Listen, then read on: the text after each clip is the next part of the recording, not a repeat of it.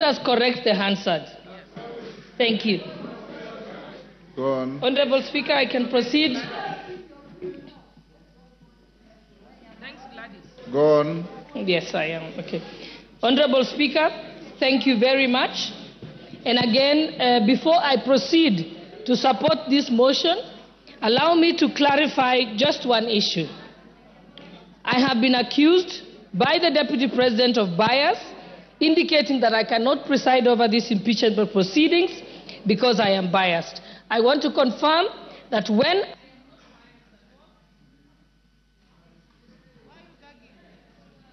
thank you. I want to confirm that I'm not biased at all. When I made the statements that I did make, I made them as Member of Parliament for Uasin Gishu County and not as a Deputy Speaker sitting on the Speaker's chair. You can only accuse me of bias if I make those statements from the Speaker's chair. I am first a Member of Parliament before I am Deputy Speaker. If the law contemplated a situation where I am gagged as Deputy Speaker, I would have been expected then by that law to resign like the substantive Speaker does in that case. And therefore now I want to proceed to go on to support the motion, speaking as an ordinary member of Uasin Gishu County and not as Deputy Speaker. I have a few points to point out. The Deputy President has been engaged in various conducts that meet the threshold for impeachment. One, on numerous occasions, he has insisted that Kenya is a company of shares, and this is contrary to the Constitution, Article 10, and also our national values. I also want to bring attention of the House that he has contravened his oath of allegiance. When he took his oath of allegiance, he says, in full realization of the high calling, I assume as Deputy President of the Republic of Kenya, I swear and affirm that I will be faithful and bear true allegiance to the Republic of Kenya. The oath of allegiance does not mention Murima, it does not mention Mount Kenya. He bears allegiance to the Republic of Kenya, not to his wife and not to his sons. So he has gone against his oath of allegiance. I also want to go on to refer to the press conference that the Deputy President held in Mombasa on the 25th of June, 2024. In that particular press statement, he distanced himself from the Finance Bill 2024. As a member of Cabinet, in his position as Deputy President, he is collectively responsible for all the decisions that are made in Cabinet, and therefore, in distancing himself, he violated Article 153 of the Constitution. The Finance Bill, as we know, is the overarching legislative document that underpins the revenue-raising measures for the executive in order to achieve its programs. If the Deputy President did not agree with the decision of Cabinet on the Finance Bill, he ought to have held his peace and his tongue or resigned as a member of the Cabinet. There is no two ways about it. And furthermore, by the mere fact of holding a presser at a time when the country was in crisis, when the President has addressed the nation, he went on to have his own one-man show of a presser. That is the greatest definition of gross misconduct. It is pure insubordination. No one can do that. It is unthinkable for a principal assistant to contradict the principal. If you want to contradict the principal, you resign your position and go and contradict them from outside. Thirdly, the Deputy President also distanced himself from the activities of the Nairobi Rivers Commission and claims that the activities were undertaken contrary to the law. The work of the Commission was again endorsed by Cabinet. The government followed laid-down laws regarding eviction and resettlement of members of the public. The Deputy President knows that this has been a crisis in this country and in contravention of the laws by having people living by the riparian zone. And in this year, people had actually died. And in order to prevent further deaths in future, Cabinet in its wisdom decided to relocate the members of the public. And again, he again failed to take collective responsibility with Cabinet, did not resign, but went on to countermand the decisions that had been made in Cabinet. Furthermore, he has taken an oath of secrecy and therefore cannot publicly divulge what was decided in Cabinet. Again, there he has contravened the law. 4, during the press conference in Mombasa on the 25th of June 2024, the Deputy President accused the Director General of NIS of providing faulty intelligence and firing some senior officers.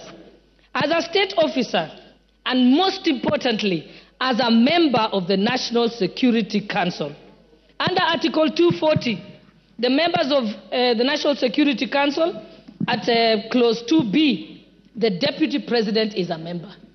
He then cannot discuss intelligence briefs that come to his knowledge during the proceedings of the National Security Council. Again, with that, he has gone against the Official Secrets Act and his oath of secrecy.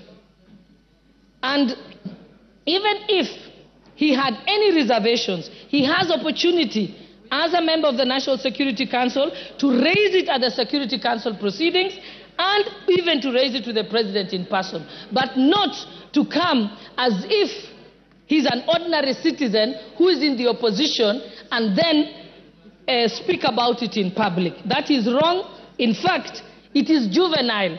It reveals him as a person who is unhinged and cannot control their tongue.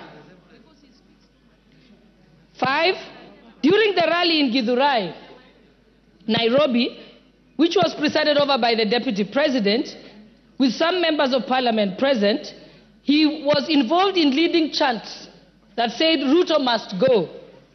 Ruto is a one-term president. He never denounced those statements. What that amounts to is that he is guilty of treason and other allied offenses. That is the Penal Code, Section 40. And I will read it out, just that there is no doubt. It says that any person owing allegiance to the Republic of Kenya or else of Kenya, if they compass, imagine, invent, devise any deeds with the intention of the death, the maiming, the wounding, the imprisonment, or restraint of the president is guilty of treason. So Rigathi Gachagua is guilty of treason. And it also amounts to gross misconduct. So the Deputy President cannot therefore expect to remain in his office as Deputy President when his party to efforts to remove the President, to undermine the President, and to campaign against the President. His tenure as a principal assistant is not tenable by any interpretation or meaning. And 6, during his appearance in church in Meru, the Deputy President insinuated that if he is removed, the tribes of Kenya who are native to the Mount Kenya area will revolt and be violent. Again, that is treason and other allied offenses. And he also goes against the National Cohesion and Integration Commission Act with his utterances that relates to ethnic profiling. And even as late as yesterday, if I had any doubt in my mind that Rigathi Gachagua must be impeached and removed from office as Deputy President of the Republic of Kenya, he made it very, very clear yesterday. Yesterday, he went on to disclose details of the Kenya Kwanza pre-election pacts. This is contrary to non-disclosure agreements that were signed by parties. And without any due regard to these non-disclosure clauses, and without seeking consensus from other principals who are party to those pacts, he went on to sing like a parrot on national television.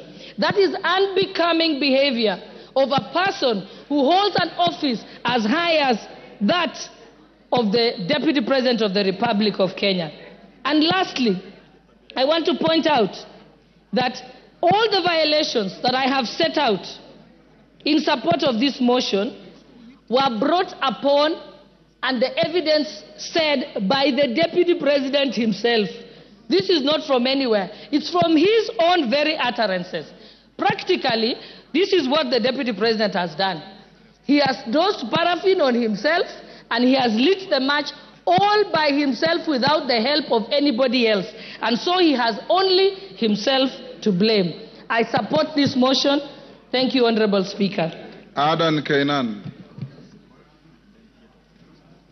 Thank you, Mr. Speaker. Mr. Speaker, from the onset, allow me